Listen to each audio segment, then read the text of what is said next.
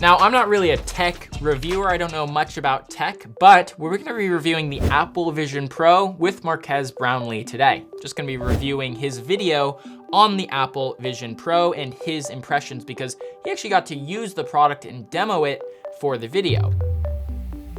You know me, I'm an Apple lover. I've got the MacBook Pro, I've got the AirPods Max, I've got, the iPhone, I've got the iPad and all this stuff. So I'm super excited for the Apple Vision Pro.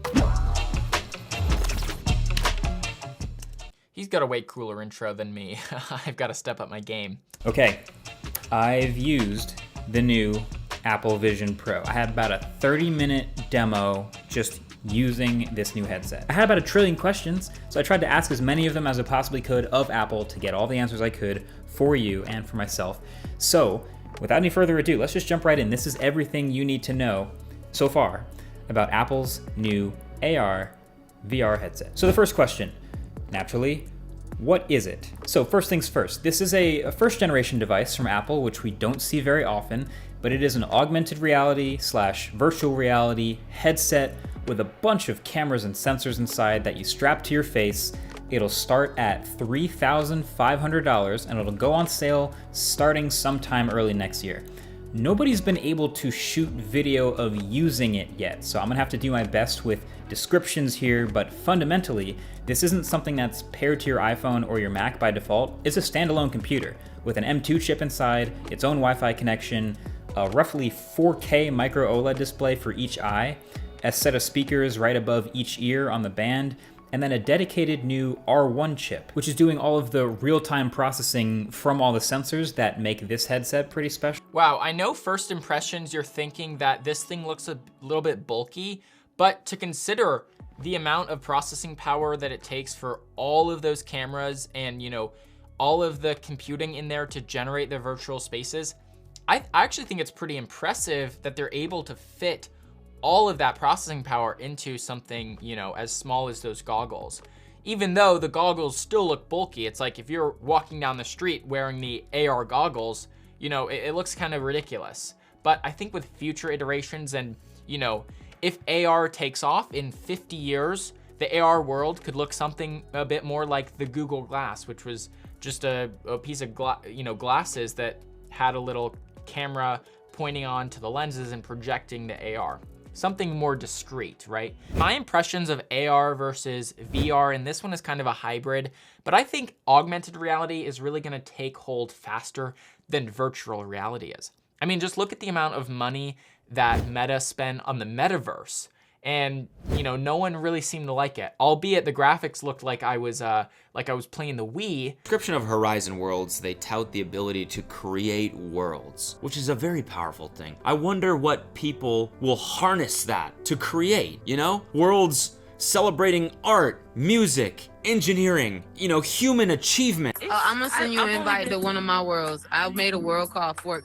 My be up, but it's private. Oh. But I'm gonna add you so you can see it. I'm just and I'm vibing, but I'm gonna send you the ad right now. Sure, sounds fun. Hell yeah.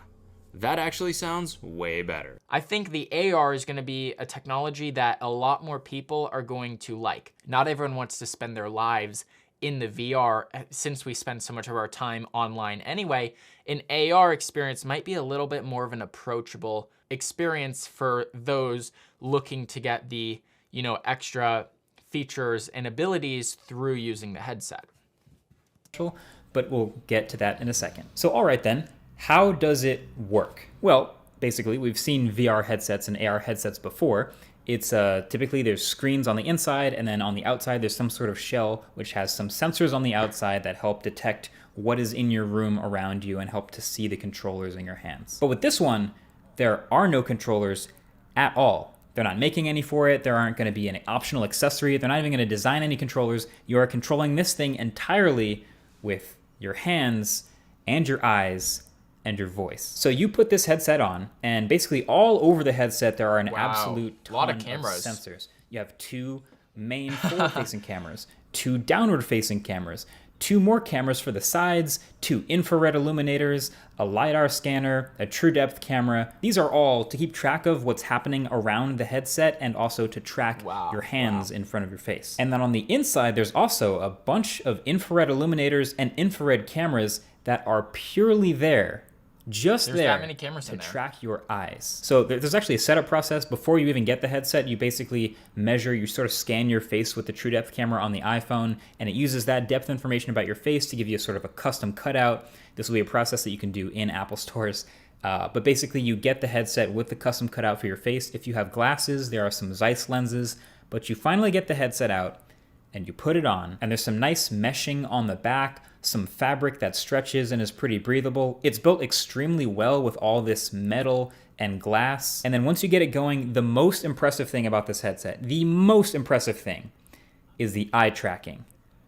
I'm not even kidding. This eye tracking is sick. So basically, the eye tracking in this headset, as it looks at your eyes and keeps track of where your eyes move around, is the closest thing that I've experienced to like magic. Like I normally don't call tech things sort of magical or surreal like this, but this was, even for a pre-release product, kind of unbelievable how well it does. Anytime you move your eyes around the UI, it would immediately highlight and select exactly what you're looking at, no matter how small the target was or what you're looking at. And then when you want to select something, all you do is take your fingers like this and just touch them together. That's how you click. So you look at something, click.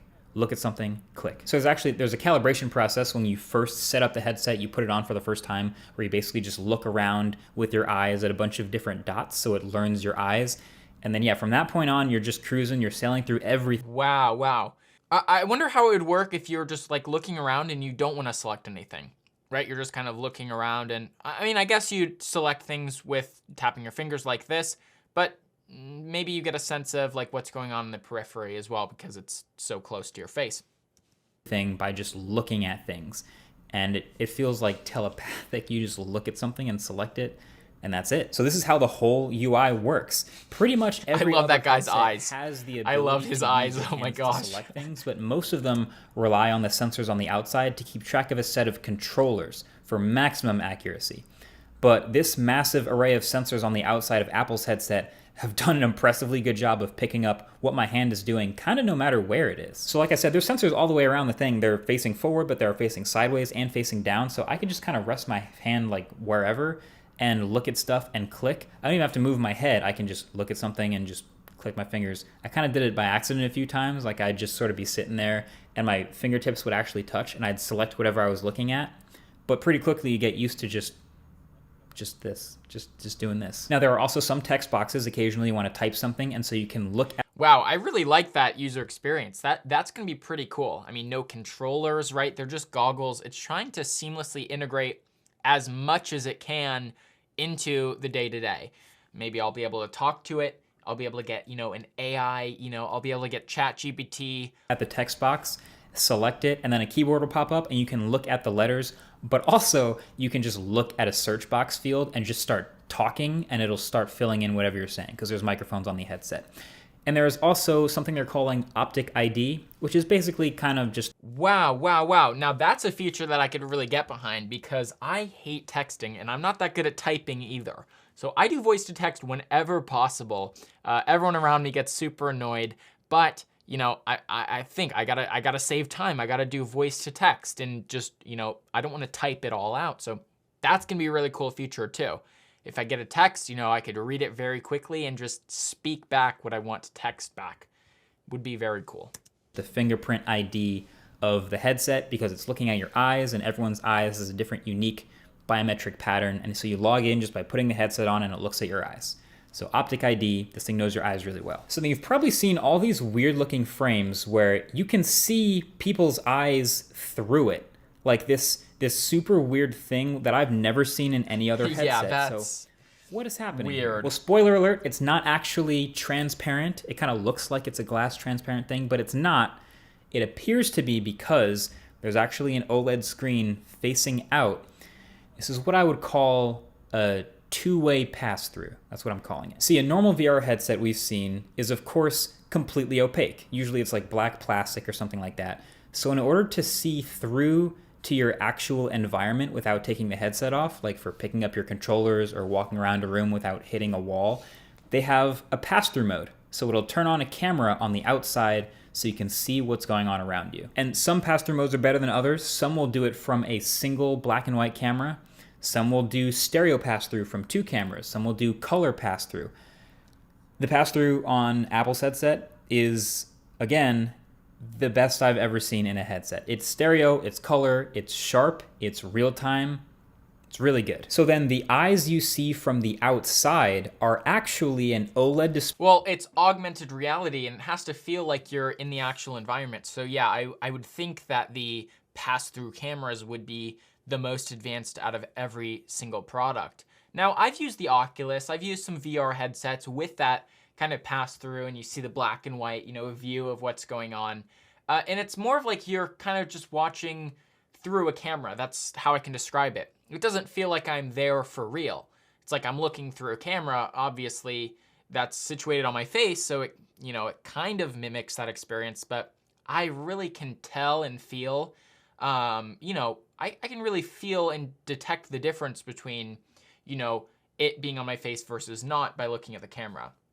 Say if there's something over here, a cup, and I wanted to pick it up, right? If I'm wearing the Oculus or, I'm just saying that as an example, if I'm wearing a normal VR headset that I've used in the past, if I'm picking up a cup, the depth perception isn't there because the cameras haven't really been tuned to that. They're really just there for, giving you awareness of what's going on. One thing that I'm considering with the Apple Vision Pro is how good are those cameras going to be at mimicking like what I actually see? If I want it to be as realistic as possible, like I'm thinking, okay, I'm gonna pick up this cup and my depth perception is working properly, right? Because I'm just seeing through my eyes right now. How is that camera going to perfectly mimic that experience? Or is it gonna be off a little bit where I try to reach for the cup and, maybe I'm farther or maybe I'm too close, I'm not far enough to the cup. So I'm just curious how that's gonna work. Marquez says that it's the most advanced, pass-through camera that he's ever seen, but I'm just curious to see how advanced, like is it perfect? I could imagine like if it's not perfectly dialed in, it's just gonna feel a little weird. Sharp, it's real time, it's really good. So then the eyes you see from the outside are actually an OLED display showing what your eyes look like to the cameras inside the headset. So it shows your eyes like this whenever you're using any sort of pass-through mode, and if you can see your environment, it'll show your eyes. So you're not actually like looking at someone's eyes, but it kind of feels like you are. Kind of creepy a little bit, I don't know. It's the simplest way of explaining it. If they're doing something fully immersive in VR, like watching a movie or playing a game, then it won't show their eyes. It'll show this graphic over their eyes instead. It's a really interesting look. It's a bold look. I just have this like thought of like you're on a airplane and the flight attendant walks up and taps you, "Hey, do you want any water?" And you just look up and your eyes shine through the headset. It's just a weird thing. I don't think it's smart, but I don't think other headsets are going to do it because most of them don't have it in the budget to have a screen facing the outside. But then let's get to the burning question you've probably already been thinking. What does it actually do? So, okay, I'm separating this into 3 bulk categories that I made up and I'm kind of proud of here, which are computing, content, and connections. Now, actually, I should preface this all by saying this is a first-gen product, so right now the only apps that show up on the home screen are Apple's apps. Just like when the first iPhone came out with no app store, it's just Apple's apps. But the reason this is coming out, or at least getting announced so early, but it's not coming out till next year, is to give this window for developers to start developing their own apps and making cool things for this headset to do that are way more interesting and way more functional, but it does have a core set of functions. So for computing, I think this is the one that's probably the least likely to be used by most normal people, but it is a pretty direct shot at what Meta just did with the Quest Pro, the $1,500 Quest Pro. So you can use this thing as its own. Wow, that's amazing. I'm so excited to actually be using it like Windows like this. I mentioned in the previous video how I love how Apple integrates all of its products, right? I could be using my iPad, my iPhone, my MacBook, and say I have, an article on my phone that I want to pull up on my computer real quick. Well, I just click the link, share, and airdrop it to my computer and, do that seamlessly. Or if I have a file or text messaging, it's all integrated totally. So I could see myself, you know, working on my computer, having my regular tabs open, then putting the Apple Vision Pro, going and walking, you know, to the living room and popping my windows up panorama. I mean, this is really cool to be able to like look fully panorama, because, you know, a little thing about me, I have like 30 tabs open at any given point. It gets a little crazy, and I only have this one computer and then this monitor, so I'm only seeing like 5 tabs at a time, and even then it gets a little crowded. So it'd be cool if I have like a whole, like, you know, kind of Dyson sphere of screens around me. I'd be fully integrated, like I'm in Iron Man or something like that. But this really, yeah, Iron Man is the perfect approximation of what I'm thinking of, just having the computer just, you know, all around you. I think that'd be pretty cool. And right now it's just, you know, windows and screens, but I could even see future generations of the product being more advanced, where it kind of is exactly like Iron Man, where you're more like interacting with, you know, the things that are going on. Like in VR, you know, you got the VR paint, you can interact, you can do like architectural stuff and interact. Although this is doing the same exact thing, but in an augmented reality environment. That's the most advanced we've ever seen. I'm super excited for that. Computer with web browsing, etc., with these 4K windows in front of you that you can move around and do all kinds of stuff with your hands. Now, this will be its own OS. Again, it's not running off your phone or anything. It's running a whole new operating system called Vision OS. And it seems pretty similar to iPad OS, just in the fact that, you know, you're just touching things in iPad OS, and in this headset, you look at something and then you touch your fingers together, and that's basically just like a normal touch. But I was really impressed with the responsiveness. Again, this was better than any headset I've seen with just your hands. If I wanted to scroll through something like a Safari window, I literally, in air, would touch my fingers together and drag the window, and it would scroll nearly in real time. I would like throw it around, like toss it, catch it, toss it the other way, and start scrolling through things with my finger, resizing windows, dragging the corners of things. And I was super impressed with that too. Now, if you're like me, you might have also had some questions about the sharpness, like, do I really want to wear something like this for a long time to work like it's on a computer? And I think that was also pretty smartly addressed. They use a selective rendering based on the super good eye tracking. So the computing power is basically focusing on sharply rendering the part of the screen that you're actually looking at while saving power on the rest. It's pretty cool, and it works so quickly that I did not notice it while using it. And then the part you're looking at is actually very sharp. Like I said before, they're super high resolution screens, they're 4K. I don't know if I have a number for refresh rate, but it felt like 120 hertz.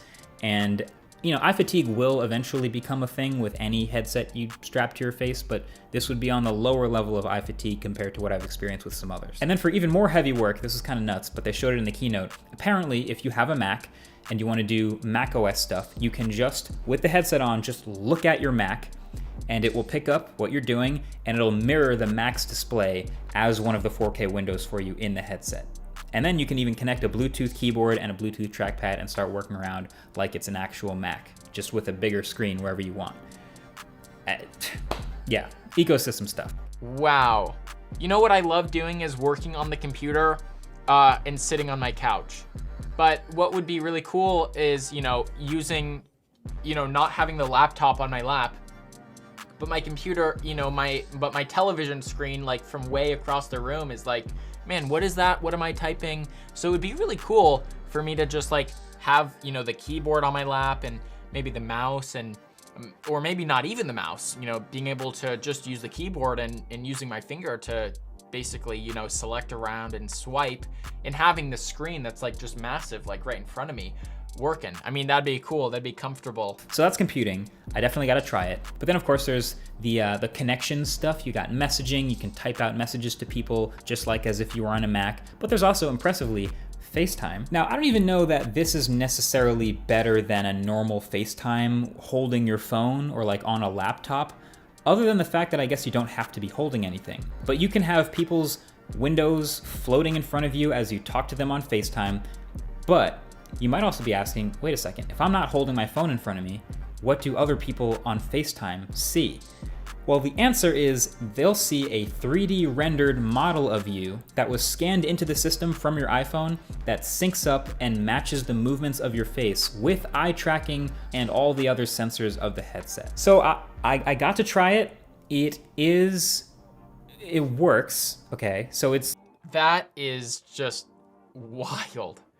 Wow, that's wild. Of course, you could think it looks kind of creepy, but at the same time, it's pretty interesting. It's not as good as obviously looking at a person. I just feel like a FaceTime, you're trying to have like a personal connection with the person. And this is obviously more personal than an avatar or like a cartoon of you, but it feels kind of somewhere in between. It's kind of like a Google Project Starline, which I just did that video about a couple weeks ago. If you haven't already seen that, I'll leave a link with a like button so you can check it out. But it feels sort of in that like uncanny valley, moving 3D model territory instead of looking at an actual person. It's kind of how I picture it. But then last but not least, of course, content. People are just gonna watch content on this thing. And I think this is the industry, now that Apple's jumping into it, that is poised to explode. Like, we've had VR games and VR videos for a long time, and Apple is now also able to do this. They of course put their own spin on it, and they can use the power and the draw of the Apple brand to get content creators and big motion picture studios and sports leagues and all kinds of creatives to work to make content that looks really good, specifically on Apple's headset and in Apple's formats. I can personally say from my demo, hell yes, I would pay to watch an NBA game courtside in the VR headset. The quality is good enough, and obviously it's not gonna be as immersive as feeling the energy from the crowd, but you're not paying courtside prices. You'd probably pay, this is a total guess, $10, $20 to watch an NBA game courtside or have some subscription to do that. I would totally do that, and it would be fun. But even with regular 2D content like movies, just watching a regular movie, you can totally just sit back, put the headset on, maybe even put some headphones on, and just like on a plane seat, just watch a movie as if you're in a theater for one, which is pretty sweet. There is that digital crown on the side that actually lets you spin it clockwise to move in more immersion and fully envelop you in the VR environment, or you can turn it counterclockwise to bring in more of your real world environment with pass-through in your peripheral vision. Kind of a neat trick. And then there's also this kind of weird feature where you can take 3D photos and videos with the cameras built into the headset itself, and I did not like this one. So there was a demo of like a recording from a headset camera of a kid blowing out some candles on a birthday cake, basically. And I got to watch this actual scene in the actual Apple headset. So because there's two cameras like front facing, they can record stereoscopic 3D. So you can turn on the recording and in that moment sit down and record a super immersive video, and then when you watch it back in the headset, it's like you're reliving this moment in 3D, which can feel kind of cool, but I can't get the image of like the dad at the birthday party with the headset on. Wow, I imagine that's crazy. To take it one step further, I'm thinking creatively here, like with the ability to take people out of the background not using green screen. I think that's getting pretty advanced. Like, with TikTok videos, people aren't using a green screen, but they still have things projected behind them. But within the Apple Vision Pro, in the future, you're able to isolate a person, like a recording, and then be able to basically put them up in a hologram. So maybe, they're doing something, and you're there, like you press play on their hologram, and you can see them walking around the room as if they're really walking around the room, in the room that you're in. I could see that being a really cool feature, creating essentially just the person, not 3D of the whole environment, but just a 3D hologram essentially of that, person. That could be a really cool thing too. I could have, Albert Einstein explaining something scientific to me, or Steve Jobs explaining something design to me, or I could have an NBA basketball player come over here and talk to me. And even with large language models now, I could say, okay, speak to me in the voice of Michael Jordan, and then I've got Michael Jordan there in hologram version, and it's fake AI Michael Jordan talking to me, and I'm asking him, hey, how do I get better at doing basketball? And Michael Jordan's giving me advice. At that point, it gets really, really freaky. And wow, just, yeah.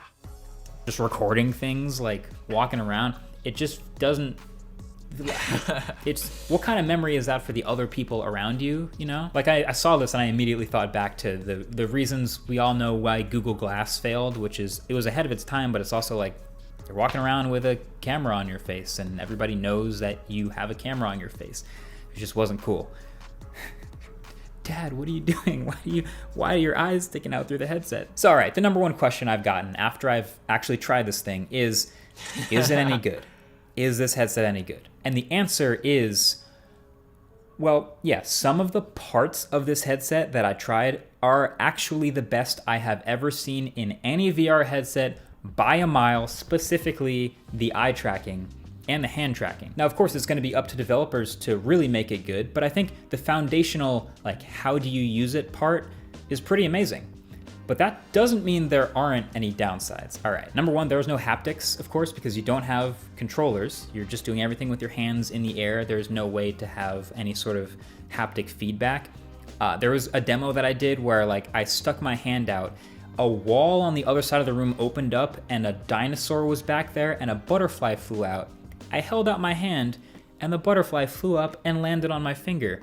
It could track and see all of that information, and the volumetric, all the computation to make that happen was amazing.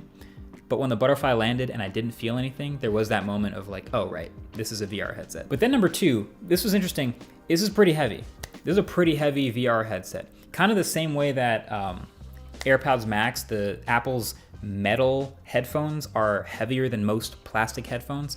There's a reason why most other VR headsets are just plastic. The future is full superhero suits where I've got, you know, maybe like a little fiber suit. I'm like fully immersed, you know, in this kind of like skin that has haptic feedback within it. So like that butterfly instance, you can actually feel it because the suit is like this, you know, of course, computing has to get way smaller for that to happen. We have to put computing in like, you know, fabrics and everything. I don't know too much about tech, but I'm sure that that's gonna happen eventually. It's not because that's cheap, it's because it's lightweight. It's fatiguing to have a heavy thing on your head. And this is a headset made of metal and glass. It's heavy. Now it is also super well built, like there is no arguing that, but I do wonder about using it for longer than the half hour that I did. I wonder if it would be more fatiguing to my head. That's also actually why the battery isn't attached to it. That would be a ton of weight to carry on your head, so they connected the battery instead through a proprietary cable, and that actually can sit next to you on the couch or in your back pocket. And that brings us to the other thing, the battery life. 2 hours. 2-hour battery life on the headset, which is not that great. It's not that long. Now there's a USB-C port on the battery bank and you can plug that into the wall for infinite time, but the second you unplug from the wall, 2 hours from that pretty hefty battery bank, which is like, okay, maybe most people won't be spending a lot of time in the headset, but you did also just show us, Apple, an ad of people like watching a movie in the headset. That's already, like, most movies are 2 hours plus. So something worth thinking about. Just a 2 hour, I'm sure people will make bigger external batteries for this thing, but 2 hours. And then also, I couldn't get a firm answer here on if there are fans inside or not, but I think there's fans. Like, there's certainly vents for fans anyway. And if you're gaming for long enough or using it for long enough, do those spin up? Do they ever get loud? Do they ever kill your battery? That's kind of unclear. But then, of course, the main thing that everybody's talking about, it's expensive. It's $3,500. So is that pricey? Yeah, that's very expensive.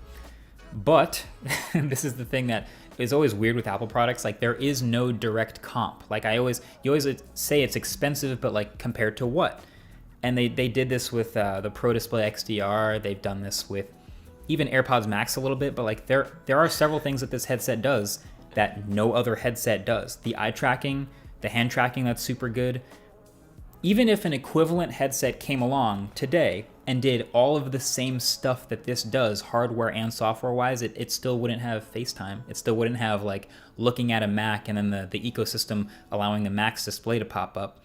So this is kind of something that only Apple could pull off. So bottom line, I got to try it. I thought it was extremely impressive, but at the end of the day, this is not a product for the masses. I mean, obviously, right? It's $3,500. It has the word Pro in the name too. But this feels like the Series Zero, like the Apple Watch. Remember when the Apple Watch first came out, the Series Zero?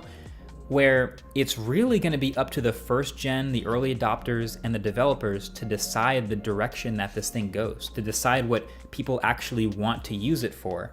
And that'll shape the future versions of it that we may eventually get down the road. Then maybe someday there's like a Vision SE that's like $400 that the masses will all adopt, and it'll be this next generation hit product, maybe.